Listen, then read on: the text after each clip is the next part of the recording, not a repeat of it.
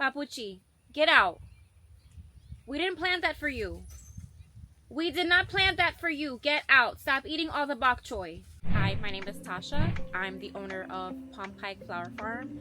And today I'm going to be taking some cuttings from my heirloom mums. I actually planted these guys out last year. I bought them as plugs, so they were about this big when I got them in. I planted them here in my high tunnel. This is a fall blooming plant, and typically what you want to do is you want to cut them back when they start to grow too big in the spring and summer. And they're actually extremely easy to propagate. So I'm just gonna go in here today, cut all of these stems back, and I'm going to make some cuttings.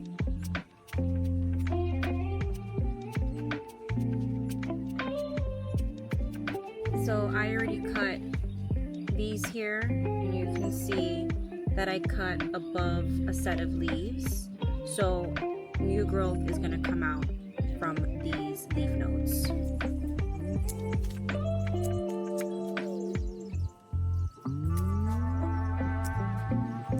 I cut about half of the plant, so I still have all of this to cut. I'm not gonna cut everything all at once because I already have all of this to take cuttings from, and this is a lot. Say hi, buddy. Hi, Papa. Say hi. That's a good boy.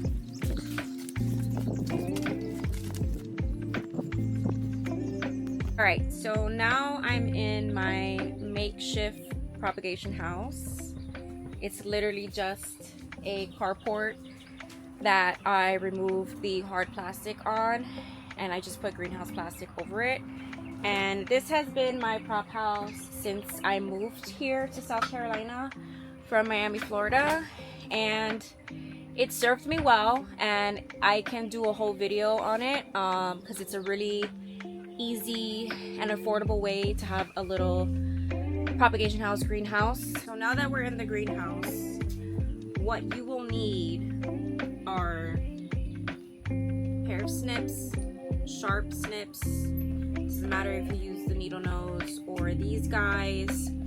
Whatever snips you use, just make sure that they are sharp. You're gonna need root hormone. I'm using this powder hormone that you can get at Walmart. I'm pretty sure almost every store that has a garden center has this or something like it. This is optional. You don't need it. I will show you a full tray of mums that I took without it, and you will see that every single one took. So this is the tray of mum cuttings that I took earlier without root hormone, and every single one rooted. Every single one. So online it said you'd have like a 50% chance of mum cuttings taking and actually forming roots without root hormone, but I actually had 100%. So I don't know if that is normal, but this is how it turned out for me.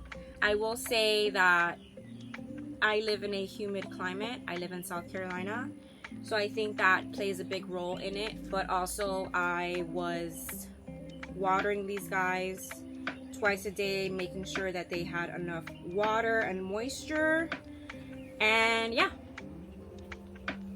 they look great. Now I am trying these cuttings with rooting hormone, and I am actually taking cuttings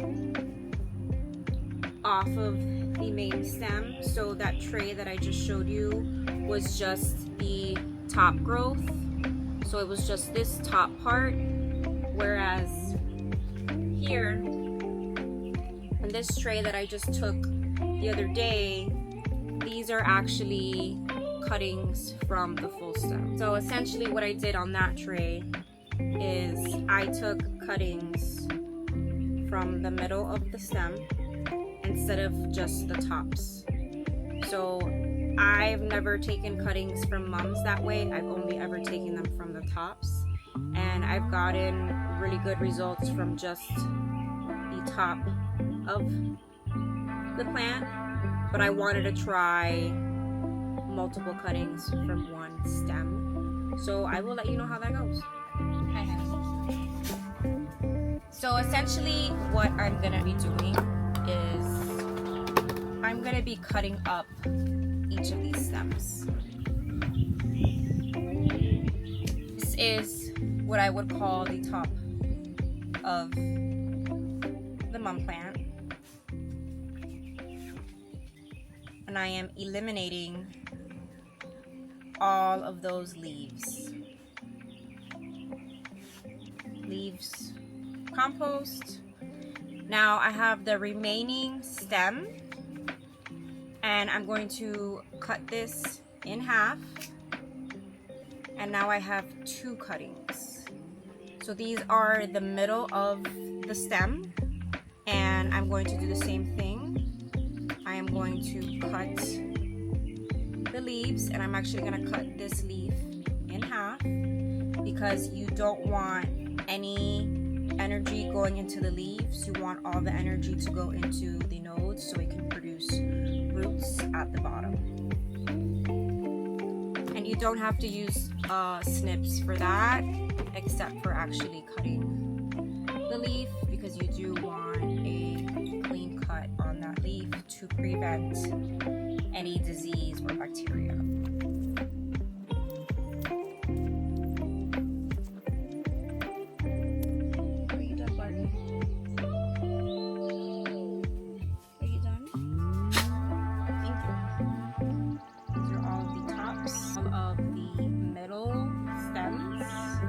Like I said, most people don't propagate from these guys.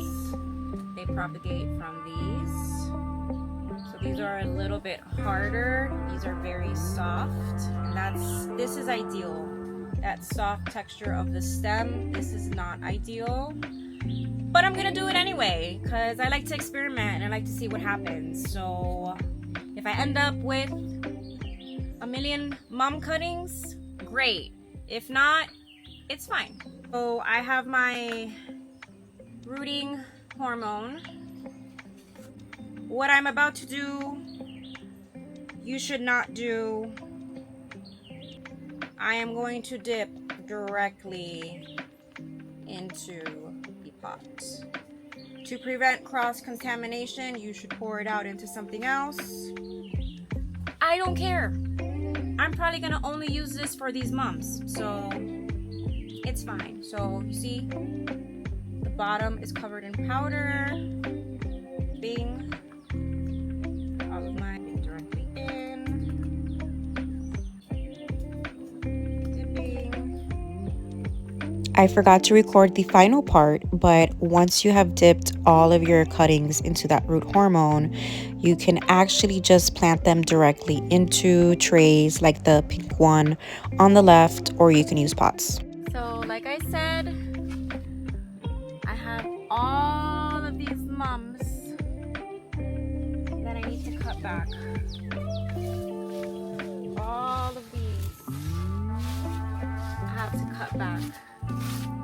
So I'm gonna have quite a bit of cuttings this season, and I'm really excited because I absolutely loved growing chrysanthemums. If you've never done the cut flower variety of chrysanthemums, I highly recommend trying it. In my opinion, they are 1,000 times better than the like pot mums that you get at the big box stores. And yeah, they're just so much fun. Thanks so much for watching, and let me know if you have any questions. Don't forget to like and subscribe.